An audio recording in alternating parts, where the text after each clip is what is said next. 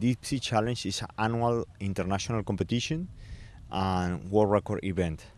We like to combine more than a competition. We like to do a kind of a special record attempt together with the competition.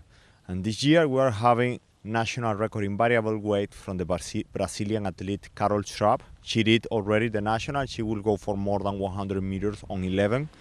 This is a kind of parallel to the main competition. We have a Guinness World Record attempt in the boulevard near Barracuda Swimming Club pool. We have a long line in the sandy bottom to follow and to try to go as far as possible below the water level.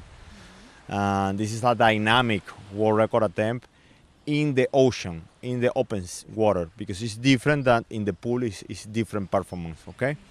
The international competition, of course, so important in the platform here in Front Plaza Resort, or main sponsor. We are doing different performance, including record attempts.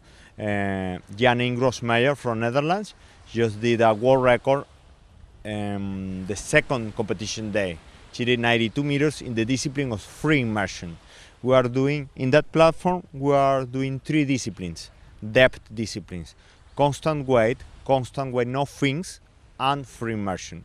This is different ways to go in the depth. We look for meters for depth. We don't look for speed. Then if you do faster or slower, this is not a problem. The thing is how deep you can dive with only one breath. This is the idea. Freediving community, we are always paying attention to that kind of places like Bonaire.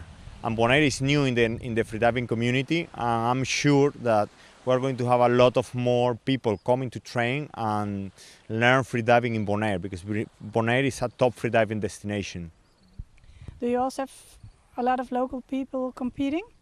Yes, we are promoting in the local community. We have a group of local students, and now we are promoting it with John Bonaire community as well. We have some students from John Bonaire.